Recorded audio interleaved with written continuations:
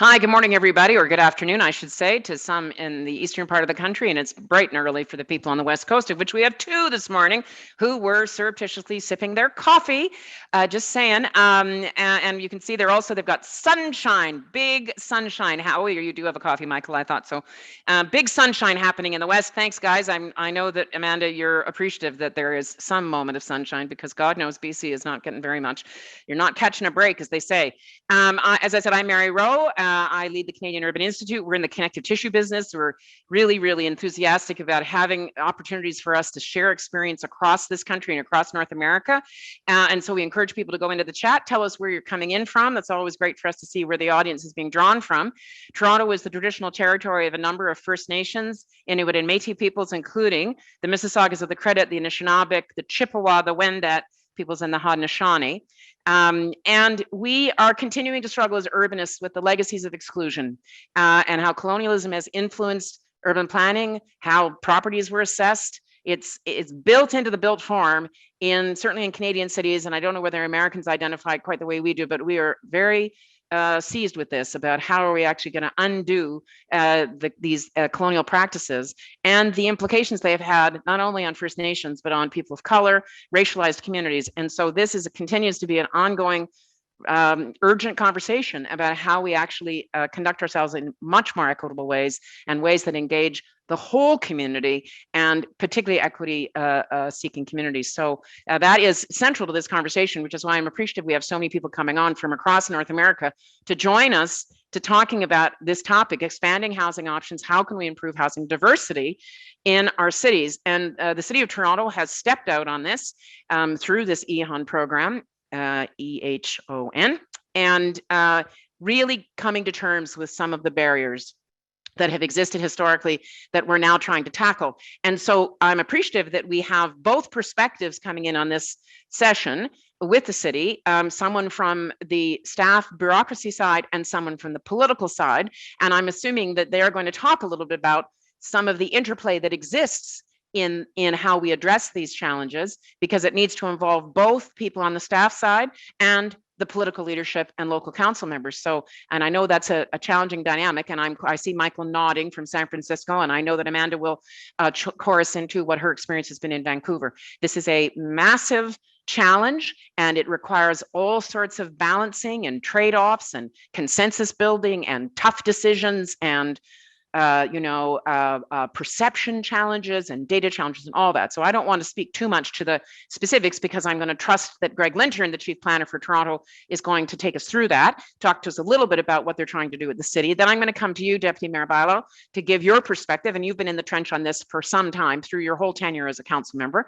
This has become kind of your thing, and you're active in the national conversation, of which we're appreciative at CUI, because we see you championing this nationally, which is terrific. And then I'll probably go to Michael in San Francisco, and then I'll go to Amanda to pull up the rear, as they say, and then we'll talk collectively. So folks, if you want to put something in the chat, by all means do. You know, we record these sessions and people watch them afterwards. So I'm always ask the panelists to focus the conversation here. The chat is really active. And so by all means, folks, put your comments and your questions in the chat. And then often the chat has a whole parallel universe over there. They answer each other's questions. They put resources in there. And again, we publish the chat. So this is really as much of a collective conversation as you can manage in a Zoom world. So we're appreciative that the city is embarking on this and with us to do the city talk. So over to you, Chief Planner Lintern. Thank you so much, Mary. I'm going to share my screen, but first I'll just thank Michael and Amanda for joining us from the West Coast of North America. Lots going on in this space, and really looking forward to having a conversation with you and hearing your perspectives. And of course, welcome to the Deputy Mayor, and thank you CUI for hosting us. I'll just share my screen.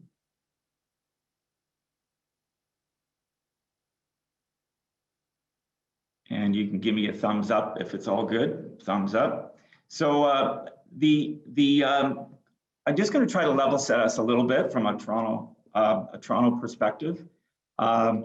We have a very fast-growing city on the Lake Ontario and the Great Lakes in North America. I looked back, 1991, our population was 2.3 million, and 30 years, that's 30 years ago.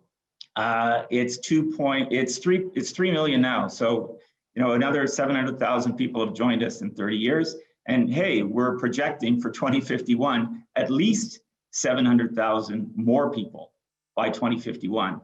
So over the span of 60 years, adding 1.4 million people to an area that hasn't grown an inch, a square inch, that's urban planning wonderland for you if you're a planner. The image here is is a screenshot of the inner part of our city, but really this is about not whether we grow, because housing is a human right. I think this is about how we grow, and it's a conversation about how we figure that out together. Just move my slide here. So focusing in very quickly on the missing middle, because that's what we're talking about today. This slide just gives you a sense of the spectrum of housing that occurs in North American cities. And people are familiar certainly with single detached houses. We've got lots of those. They're familiar with towers and mid-rise housing. We're doing quite well at those. We're just not building very much in the middle between those two extremes. And it's interesting when you look at Toronto, actually 30% of our residents actually live in a form of missing middle. So it's not exactly brand new. It's just that we're not building anything new in any great quantity in this typology. And it isn't a panacea to all of our housing issues. It's not a panacea to growth. It's one tool in a whole series of tools which we have to deploy to get after our housing challenge. Level set for the non-Toronto folks in the audience that we have an official plan in the city. Again, 3 million people live here, 1.5 million jobs, very diverse economy, diverse land use characteristics across the city. And we kind of approach it as a growth strategy. We say that areas of the city grow more and differently than other areas of the city. In a very plain sense, that's what the direction of our official plan has been. And in some respects, and for many people, it sets up a very polarized view of the city, where they're talking about areas that don't change very much at all, and areas that change completely and sometimes overnight. The official plan contains areas that we call neighborhoods. They take up a large portion of our city. This is a real opportunity, I believe, for gradual evolutionary change. And this program that we're looking at, expanding housing options in neighborhoods, is really focused in on what we can do differently, gently, and in an evolutionary way in our neighborhoods. I already said the city's 630 square kilometers, it's not growing. Being more creative about how we grow is part of the solution. In the region around us, we have farmland, we have ecologically sensitive areas. We are growing as a region, as many cities are, and looking at what we can do at home, so to speak, with our population challenges, I think is a big responsibility, has always been a responsibility of the city, and continues to be a responsibility of the city. Now, why the frown? I love my city. I love our city. But inside the city, we've got kind of two slightly different worlds. We've got 35% of the city is designated for low-scale neighborhoods. Yet 2/3 of this is zoned for single detached, and 1/3 is more permissive. It tends to correlate with areas of the city that are older, the so-called pre-war city. It's pre-zoning as well. It all developed before zoning. And it's juxtaposed with the post-war city, with an area of the city that was planned with zoning. Interestingly, we've studied how these areas are increasingly different from a population and income point of view. the more permissive areas of the city have stable or growing populations and have more diversity in their income profile than the other areas of the city. So kind of interesting to get at what's going on here. And I said, you know, why the frown? I think it's because there is some opportunity to turn this into more of a smile, kind of tortured metaphor, but I think there's something there that we can do about this. Now, I turned to Drake to help me figure out or help me unpack this a little bit. And we're getting questions, a lot of questions, a lot of debate about scale and about character.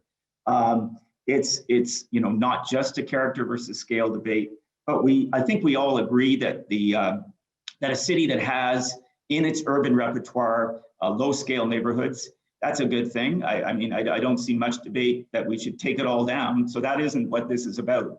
It's about finding more ways to work inside that scale. And sometimes the issues of character have dominated the conversation. They've taken away the opportunity. Maybe they've been new meaning and new importance has been ascribed to character, which I think has challenged and blocked the potential over time of what's been happening in our neighborhoods.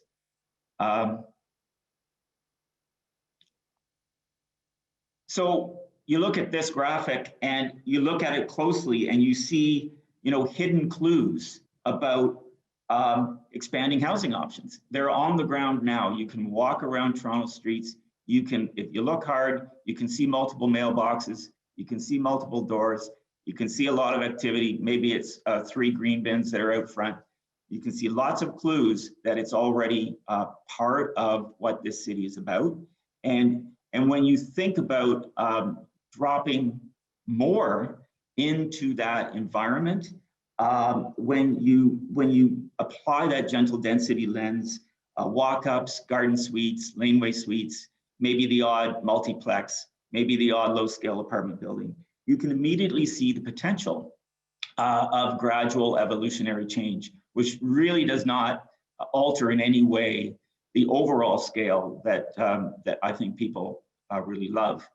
And you know, when you turn off all of that and you look again at what you see, I think you focus on the people. You quickly change your mind and you think about, wow, maybe my friends, maybe my family, maybe my employees can find a place to live in the city. So is it less about the physical change and more ultimately about the people who are going to be accommodated over time in our city? And I'll just conclude by saying that the ongoing review of the city's official plan does offer an opportunity to reassess objectives around equity and inclusion, around public health, around climate adaptation for our city. You got to think again, 2051. What are we going to wake up to? What kind of city have we got? Are we going to be proud of our accomplishments? We've got all these people to accommodate, and I think being a more inclusive city, providing more choice from a planning point of view, strictly speaking, the social cohesion that comes with that is a pretty powerful planning device that really accommodates many more people in a way that is, as I said, much more inclusive and adapted, and you know, gives people a chance to find that housing option, to live a less car dependent life, perhaps, to really be able to get at the potential of their future. So with that, Mary, I'll turn it back to you.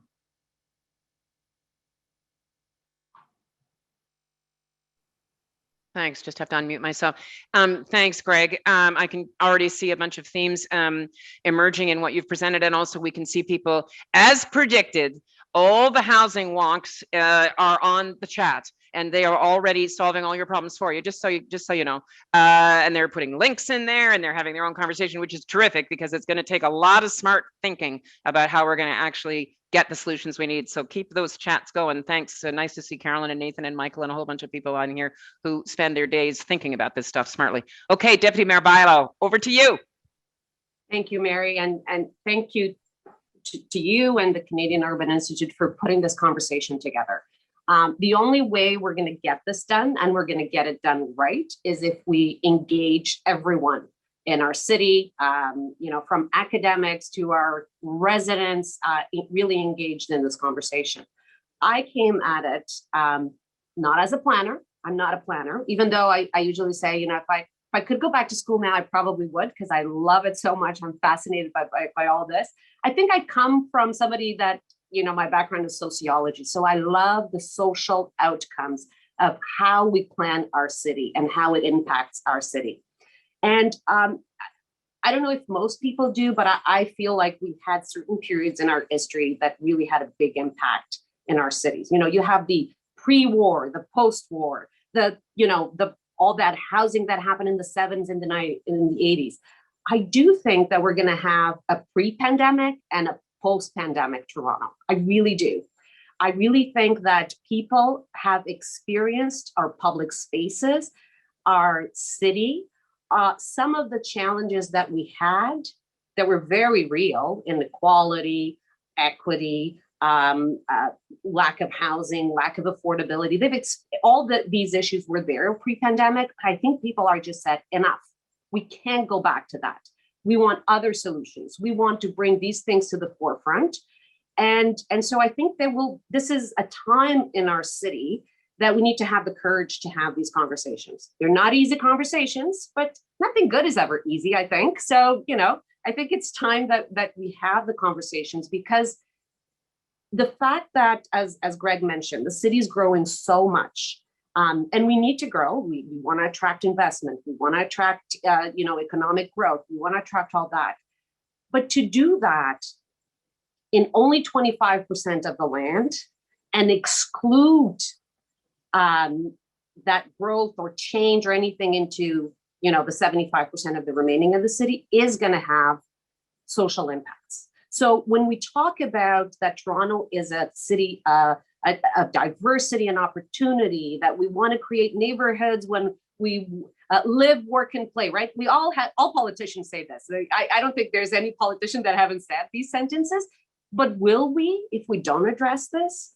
Will we have walkable communities? Will we be making the best investments in transit, in community services, in recreations, if we keep 75% of this land with, it's not even the same amount of density. We are actually, in some of our neighborhoods in Toronto, reducing there's less people, there's less population in some of these neighborhoods.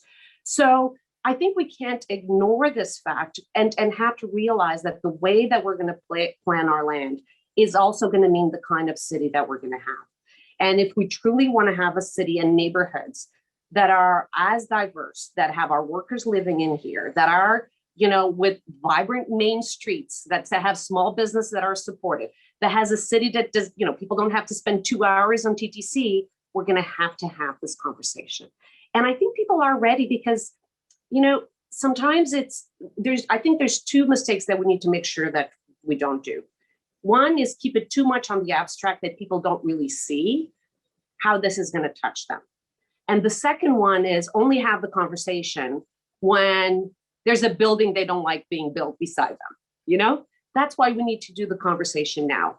I remember when we did laneway housing, Mary, and I had somebody walking into one of the community meetings that we had when we were doing the policy. And she came in with her daughter, and she said, I don't come to meetings, I don't speak English, but I needed to come here to just share this with you. I've never had a politician that did anything that is going to impact my life as much as this. And I was like totally blown back. This was right at the beginning of the presentation. It was a few years back. And I said, how come? And she explained her daughter has just graduated. She could not afford anything in that neighborhood, but she was going to build a laneway house for her because she could help to do that.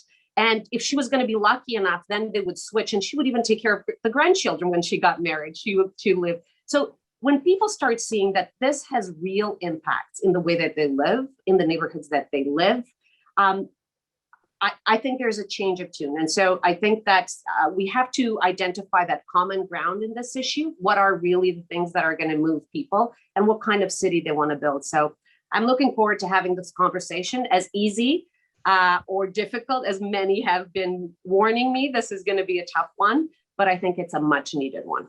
Mm-hmm. Thanks, Deputy Mayor. Yeah, I appreciate that you guys are up for the intensity of the conversation, because we know people react very strongly if it's going to be right in there, and hence the phrase that's now everybody is familiar with. 30 years ago, did people know what NIMBY meant? Now everybody knows what NIMBY means. So I think it's but it's also, as you just pointed out, it's about much more than just housing. And actually, in the chat, this is coming out. It has to do with affordability generally, of whether or not workers can live in the city in which they're working. Can they get there? And people are raising the issue about transit. So it's really sort of a metaphor for what kind of city are we building? An inclusive one that provides opportunities across a whole spectrum, or are we going to reinforce old patterns? I'm also interested to hear from, I'm going to go to you next, Michael, because I think the San Francisco experience is sort of emblematic of a lot of these challenges, even though your history is obviously different. But the observations that both Chief Planner and Deputy Mayor have made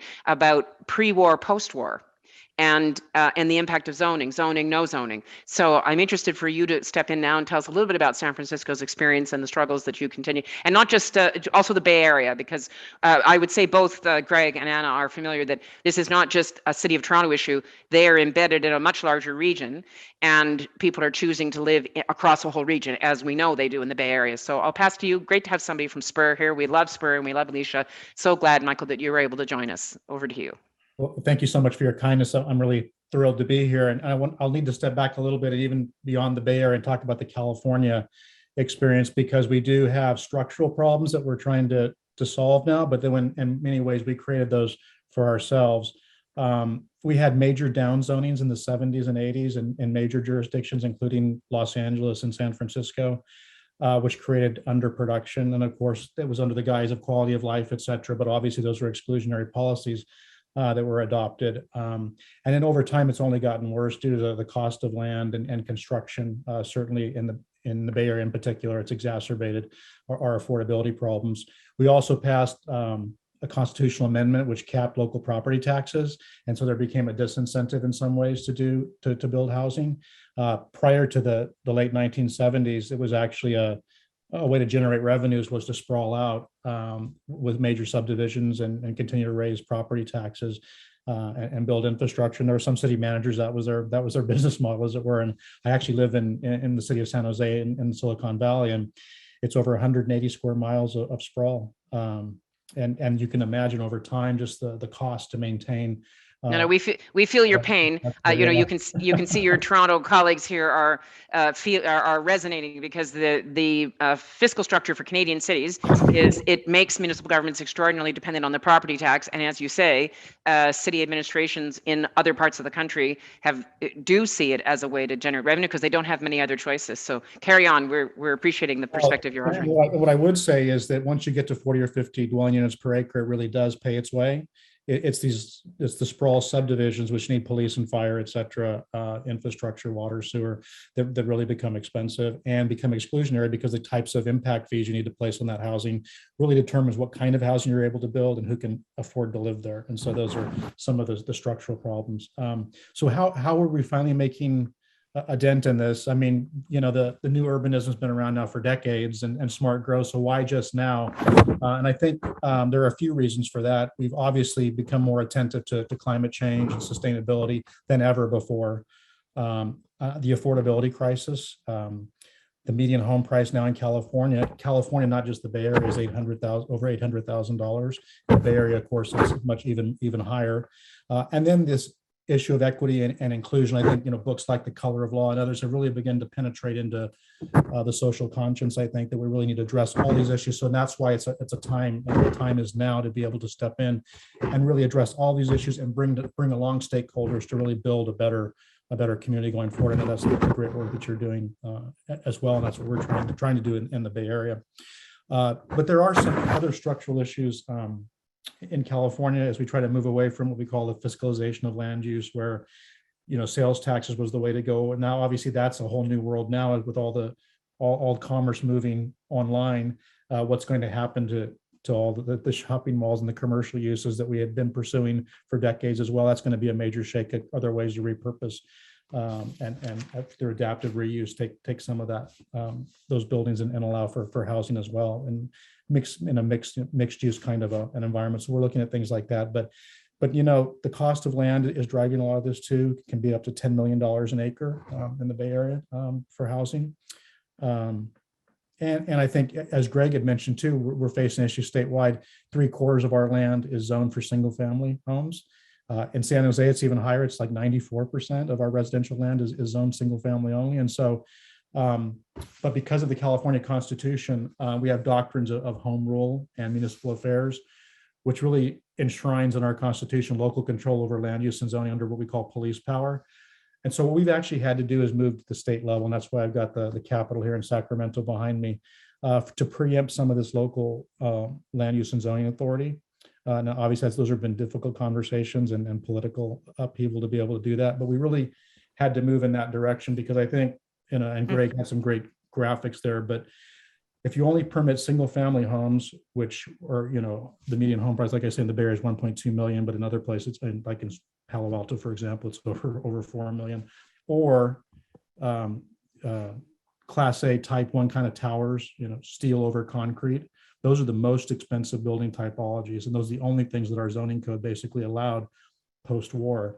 Prior to that, as Rin has noted, we had in our neighborhoods here, we've had duplexes and triplexes and quads and neighborhood multifamily buildings, but we really don't have that because we don't have the zoning, and as a result, because we haven't scaled that, we don't even have the contractors who even do that work anymore. So we're going to have a lot of work to do to try to bring back that economic development piece as well. And I think we can do that if we scale it and we make it as easy as possible. So what we did in California, this began at the state level, was with accessory dwelling units, kind of low hanging fruit, but still controversial. We had, statutes in the books for decades that allowed for ADUs, but local jurisdictions found ways with, large setbacks or lot, size minimum lot sizes, ways to thwart even accessory dwelling units, or known as granny flats. And so we began to pass legislation to allow that by right and to expand and limit the fees that can be charged on those units as to get at some of that gentle density. To try to address this issue, can we bring building typologies online that can create more affordability by design?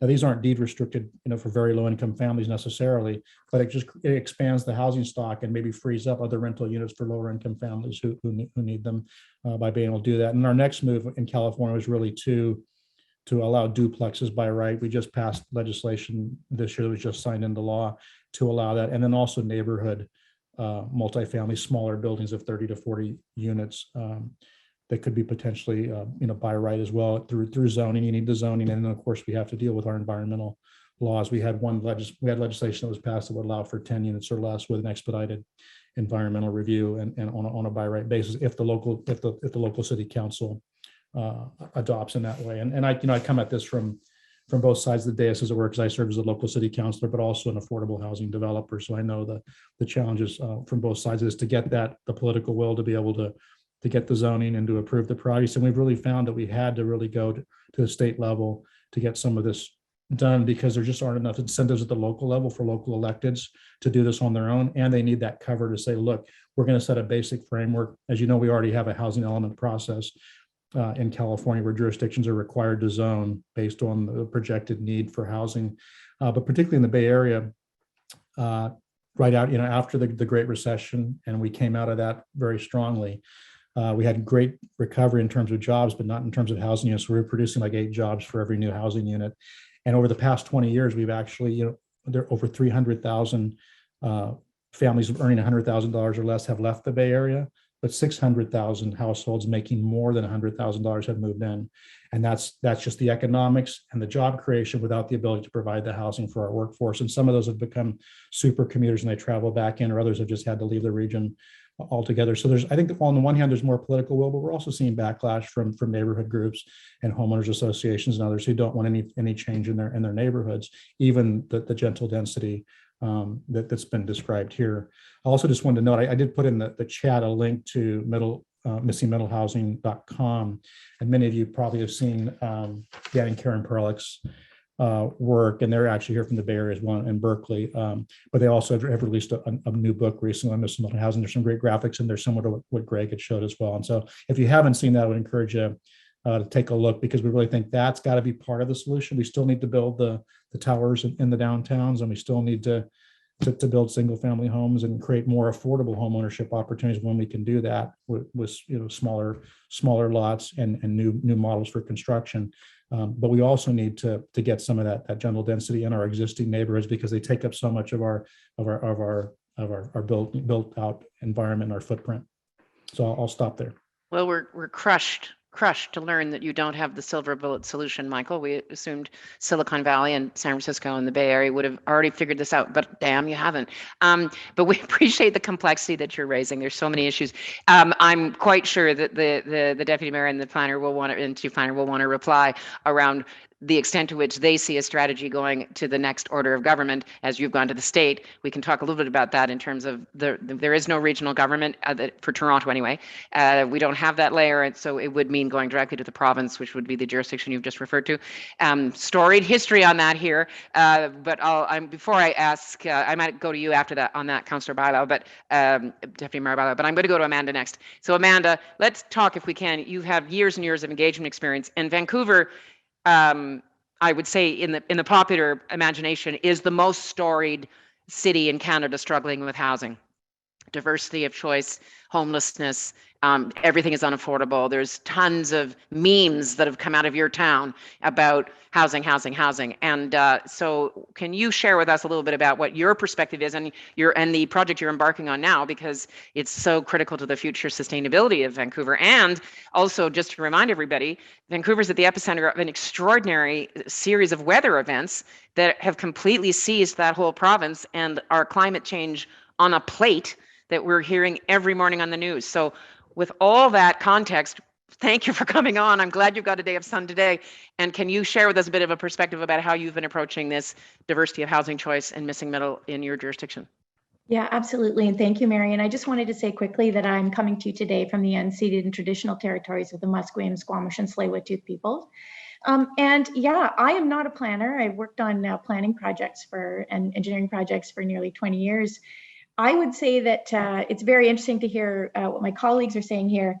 We're kind of coming to the end of a planning process that has tried to map out what the next 30 years of Vancouver will look like.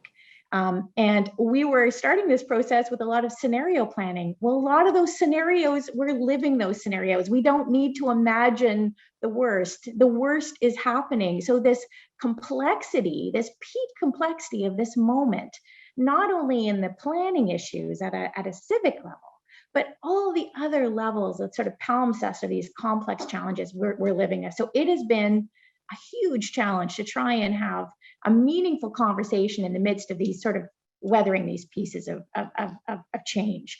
I'll just do a quick bullet on why Vancouver is different. And in many ways, we're having similar challenges. Vancouver is not governed by an official community plan. We are one of the few major cities in Canada that does not. And that is a result of our governance, our relationship with the province. We're governed by something called the Vancouver Charter. And so in many ways, that has been a challenge and a blessing for us, because what we've had are community plans, neighborhood plans that have really kind of reflected the diversity of the different needs. But what we haven't had is this overarching vision or story. And so what we have, for those of you who follow planning in Vancouver, is a Byzantine set of regulations, zoning, and that has really been difficult in many ways to kind of have a comprehensive approach. And when you're looking to the future, that again becomes more difficult. What I think I can contribute to this conversation today is talk about, and I have to be careful because we're actually just closing out a layer of engagement, but we're starting to have those conversations. And here's some, I want to maybe offer a few kind of thoughts or provocations that maybe will help in the dialogue. What I'm seeing is that we have an extremely polarized, conversation that's happening here, like other cities. And what I'm seeing is a way to shoot that gap. And what I'm seeing are opportunities where people are coming together. Climate has really shown everyone that we can no longer avoid density. We have 15% of the housing in the city is on half of the land. And in many cases, we're also still building on floodplains. So we actually have to start looking at that. Climate is here. And that has, in fact, really, as I've heard in conversations over the last few months, that has really shifted the conversation that we've been hearing around neighborhood change or neighborhood character. The other is that what we're hearing is a conversation where people are truly concerned about losing the things that they love in their neighborhoods. They've told us they love green spaces. They love neighborhood serving business. They love having opportunities for their kids and family members and friends to live together. Folks in low density neighborhoods are feeling that loss. They're losing the local serving businesses because they're seeing the fact that there isn't enough density to support those. So what we're seeing is, and folks are talking about choice. They're talking about, why is it that I'm only able to rent on a busy arterial? Why can't I live in a different form of housing in any part of the city? And just one other piece to flag, Vancouver's RS zoning, we allows for laneway housing, secondary suites in every neighborhood. But this, and duplexes, but we're starting to see this idea, where's the creative opportunities? Now, we know with land values, I'm not going to pretend to be an expert in this, but we know that that is like the Gordian knot of land values, density, different levels of funding government. Like there's no easy solutions. Missing middle housing is not going to fix that. But the dialogue is now turning into that people who maybe once would say, no, never, they're saying, I want more. And I want to see how, my neighborhood could be more vibrant. So I think there are opportunities here.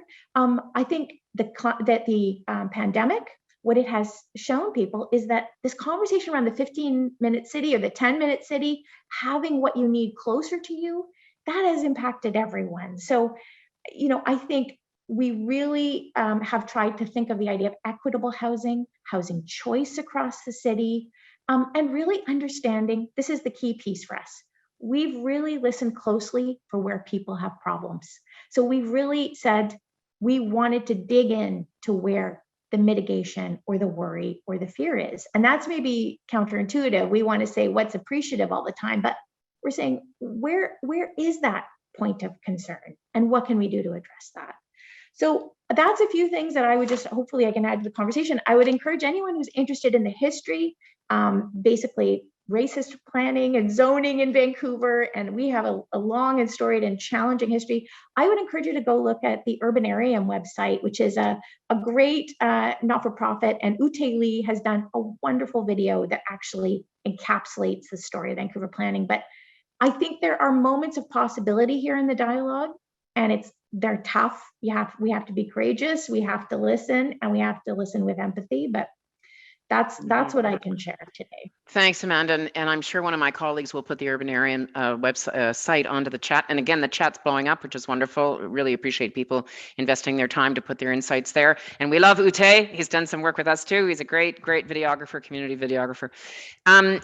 Anna, Deputy Mayor Bilo, can we just talk for a sec about the jurisdictional challenge that we face in Toronto and how you see that, the interplay with what Michael was describing, where they actually had to bump it upstairs and go to the state to see if they could get the kinds of measures. I know this is a tension that you live with all the time. And the other thing, just a reality that I'd ask you to comment on is, since amalgamation, Toronto has councillors that have very different neighborhoods in very different jurisdictions for which they are responsible. And so I sense that it's difficult to cobble together the kinds of consensus that you might need for the city as a whole when you've got such variation of orientations on council. So maybe could you talk a little bit about that, how to tackle that kind of challenge within the city? And then similarly, what do you see as the sort of overture to the province? So let's put it this way. I mean, councillors are always complaining that the province is overreaching, right? Right. But then they love sometimes to hide a little bit behind those powers and say, well, it's now at the board, and so we can't really do anything. So I think the way that I would like to see this is that we take our destiny in our own hands. We've done it with laneway housing. I'm hoping that we're going to be able to do it with garden suites.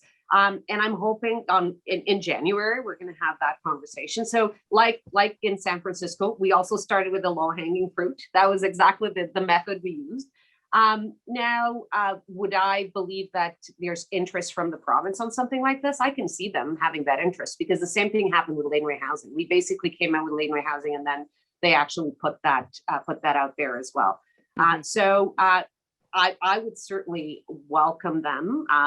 You know, this is a challenge, like you explained, it's not only Toronto. If there's other municipalities that have it, I think it's an urban issue that many cities are facing, and Ontario could take a leadership role in that sense of saying that cities have to do some of that work.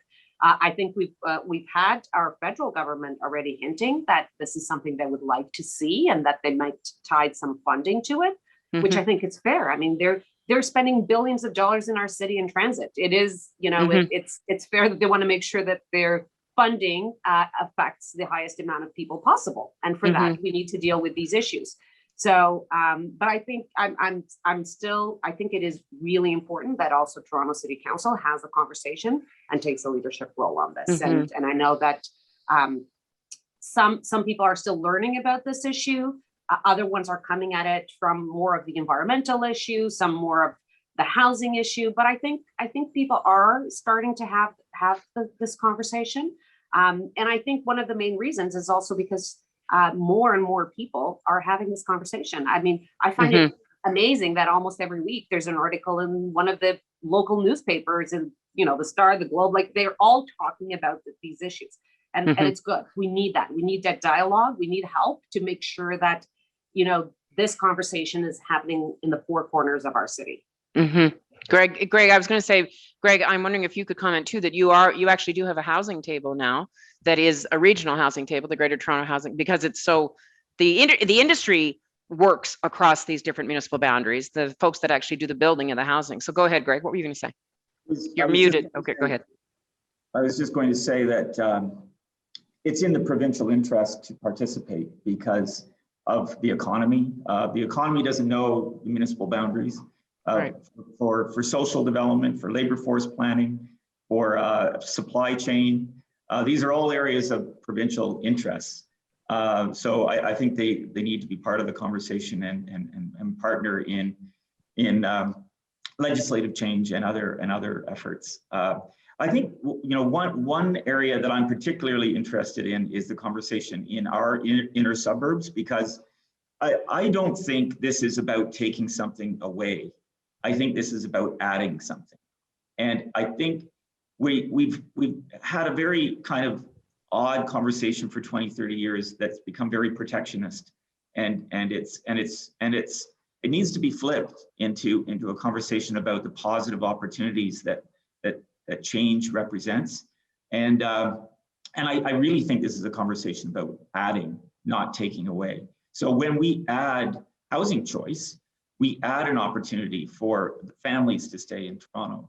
We add opportunities for employees, your local employees, whether it's a convenience store or a factory or whatever, so that they don't have to travel a long distance to go to work. But Greg, how do we get that to be something that people feel is their own story rather than you telling them? Because I think this is the dilemma, right? Is that planners historically have come in and just told people, this is what's good for you. We're giving you something. And people say, screw you. Like they, you know, that's the dilemma, right? How do we, and I heard Anna saying it at the beginning, we need this bigger narrative so that everybody somehow gets into that program. And Amanda's saying she's led a process that's trying to, and the fact that you're having these visceral climate change challenges. And then Anna, you also said you think the pandemic may be the moment. So I'm curious whether or not we can imagine this coming from the communities themselves. Michael, have you observed that? You had to go to the state. Presumably that was the solution you had to try to do. You had to do some top down is what I'm getting at, as well as bottom up, right? We have some progressive jurisdiction at the local level, though I do want to point out, unfortunately, not many of them are in the Bay Area, but the city of Berkeley has moved in terms of eliminating parking minimums and moving forward with a proposal to allow fourplexes in single family zones.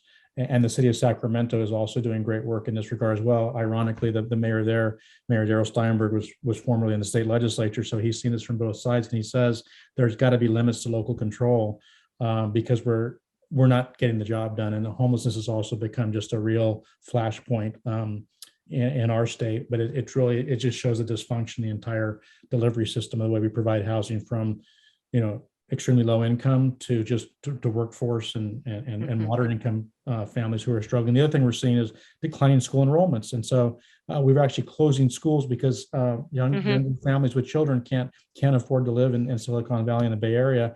And so I think we're starting to see those impacts ripple through the economy to great. So then that becomes more a shared problem. People start to say, well, jeepers. And we do see that in Toronto when around, and go ahead, Anna, go ahead. I just say it's that common ground. I think it's really important that we start identifying, like, what is the common ground? Like, what is the vision and the common ground that people have? And I think Amanda also mentioned something that was important, is for us not to be dismissive of people's concerns and fears.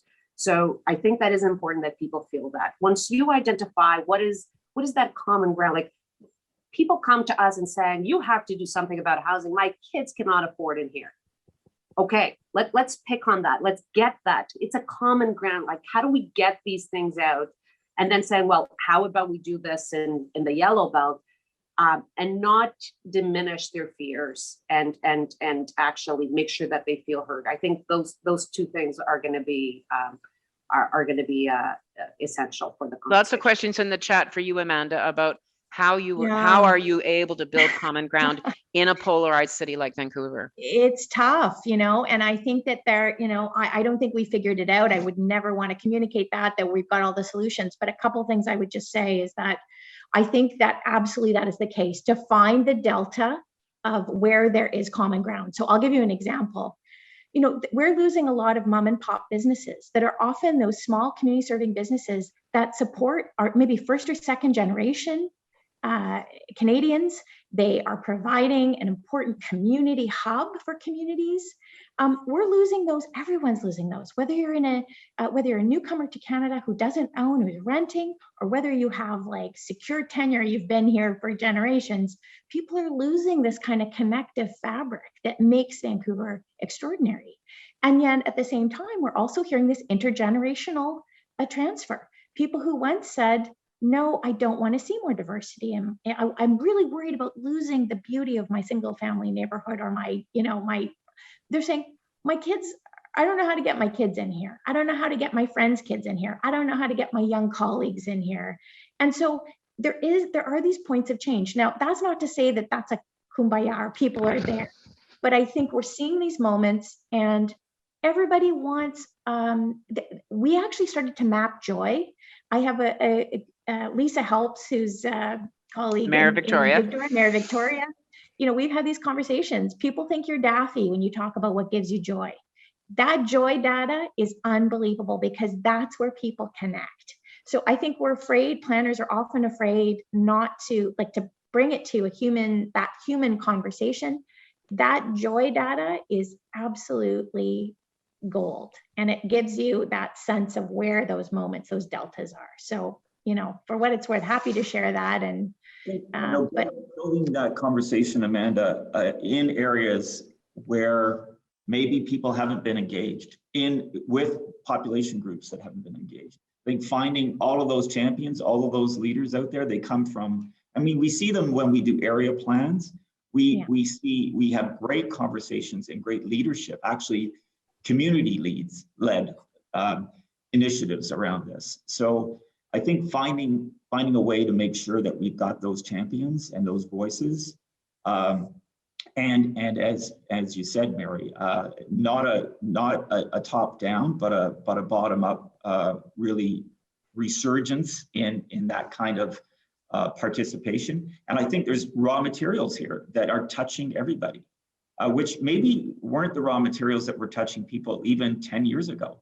I think those raw materials have shifted. Raw materials meaning we've had 20 months of realizing we need our neighbors. Exactly. Where have they gone, right? In terms of overhoused people that are, these neighborhoods that are declining, of which Toronto has a number of them, where there's a widow or a widower in a 4-bedroom house, overhoused. And one of the dilemmas that we've got when you talk to those folks, they'll say, there's no place for me to move in my neighborhood. I don't want to leave my neighborhood. I don't have choices. So, but it's hard to square that with that person 20 years younger, to say to them, 20 years from now, when you're on your own and your kids have gone off, you want to stay in this neighborhood, we need some choices for you. Yeah, It's they don't have a lived experience to point to. If they could point down the block and say, wow, geez, somebody built a garden suite here. I can move into that garden suite. Making this shift so that people get comfortable with that lived experience is, this is how we grow bike lanes, how we grow transit. People get used to it. People get used to it. But Greg, right? But Greg, go ahead, Anna. Yes, go ahead, Anna. I just wanted to bring one point, because I agree this can't be like that top down. And I keep coming back for the laneway hazard, because I think it was such a informative moment for all of us here in the city of Toronto, the way that we dealt with, the way that the community came from the outside and worked with us. But it is important to also say that we still need political leadership on this. We still need, not in a way that will bring people together, not people to use this in a divisive way. So 2 points that I think it is important is that we still ask for political leadership on this issue. And then the second thing is, for all the housing people out there, it's important that you support that political leadership when it's out there. I think it is, with those positions, it's really important, because right now the stories are all about the politicians that stood up for some of these things and lost elections. That's the story out there. That's the facts. So, we need to change this, because we need that political leadership. The law needs to change at the end of the day. It needs to come. We need politicians that don't do it in a divisive way. It needs to come from the bottom up, but we need that political leadership. Michael, I could see you nodding. Yeah, totally. Leadership matters on this, and moral clarity for people who are willing to stand up and take a stand on this to bring our community together. And like you say, this is the way we used to live. We just need to remind people we've had some historical amnesia, because in the neighborhoods where I am, I've got duplexes and triplexes all over the place, and they're sprinkled through, and people just don't even notice them, quite frankly. The other thing I would say is, we did find when we did the duplex legislation, seniors were very interested. They wanted the option of a duplex or an ADU, for example, just because of the phase of life in which they're in. There's an opportunity to generate some income, and they've got maybe a larger lot, and to have that. Now, not everyone will want to do that, but some may have the financial resources to be able to do that. The other thing I would say for us is that the YIMBY movement has been a game changer, both at the state level and at the YIMBY, just emphasizing the consonant, YIMBY. Right. YIMBY. Because we've shafted our younger generation, and they can't afford to live here. We've loaded them up with debt from college debt, etc. They can't find a place even to rent that's affordable and near their job, and so they've really gotten activated. It's become a kind of a social and lifestyle movement as well. And they come out to the Planning Commission public hearings, and they come out to the council meetings and actually speak up. And it's really a great a boost to our advocacy around a lot of these issues, and they provide that support to our local electeds as well. So that's part of the narrative, and it's part of what Anna's saying. Let's start celebrating and supporting the politicians that do provide moral clarity. It's nice to have an American on a panel who talks about moral clarity. That wouldn't be a phrase Canadians, I think, would always cleave to, Michael. So thank you for saying it.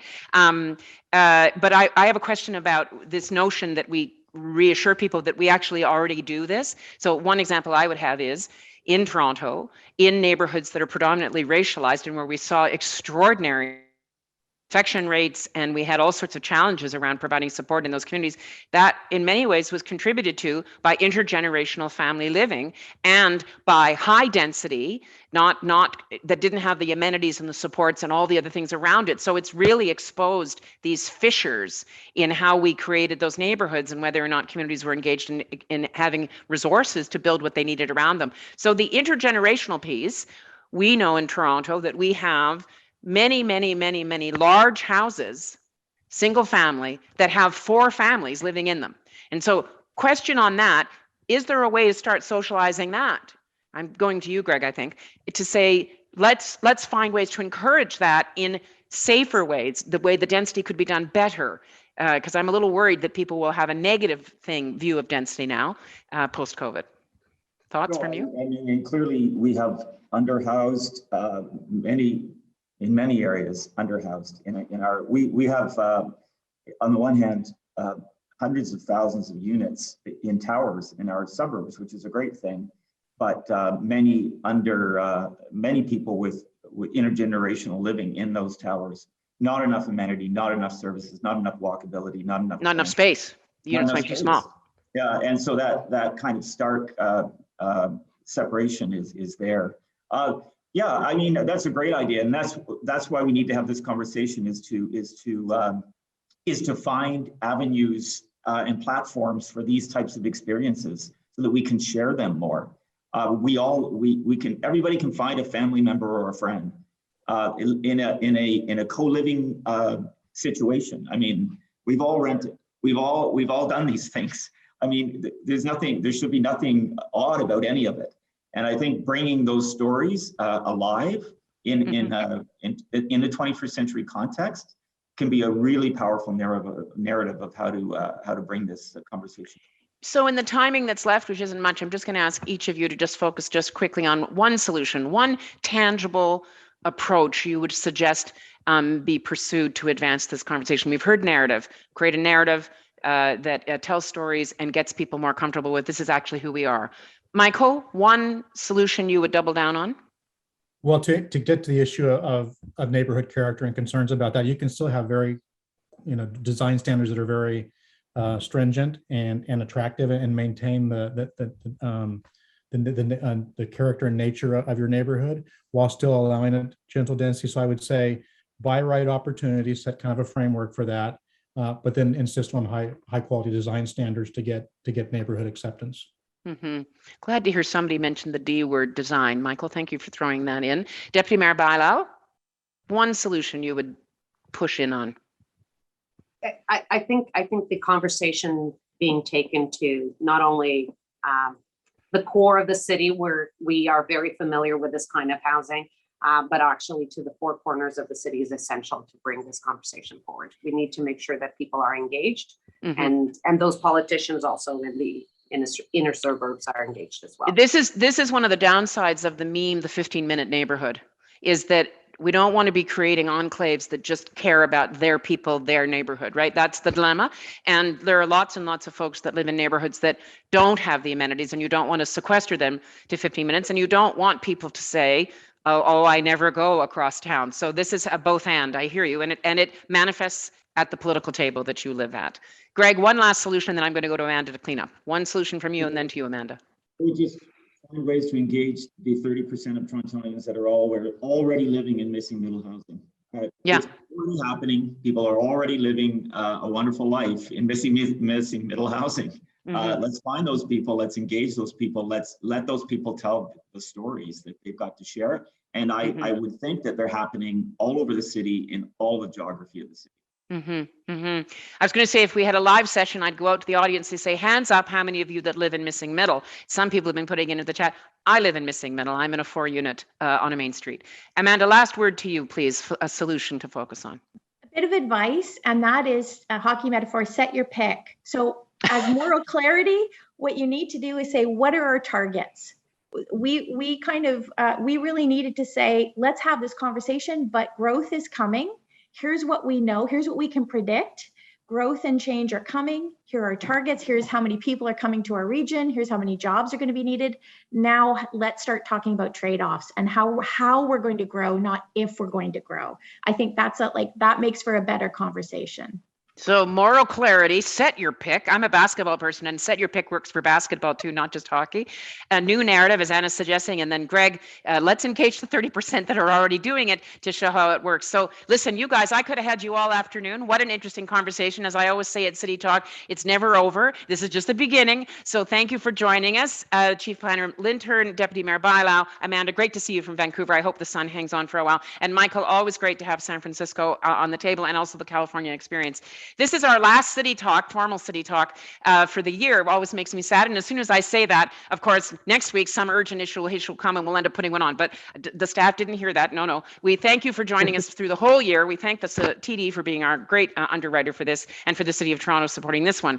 There's a survey that will come up, so don't hang up. You'll see the survey. It always asks for some feedback. Next week, we do have 2 what we call mobilization sessions for the 2 programs that we administer, the Healthy Communities Initiative with Community Foundations of Canada and My Main Street with EDCO. They're both on the 7th of December, and they're about getting money into communities to support neighborhoods. So in placemaking and in reviving Main Street. So let's hope that as we come through the post-COVID period, let's hope we're coming through the post-COVID period, that we're going to reset, as Anna suggested, into a new time and a new way of building communities that includes the missing middle and expanding housing opportunities. Thanks everybody for joining us. Hope you have a great rest of the day.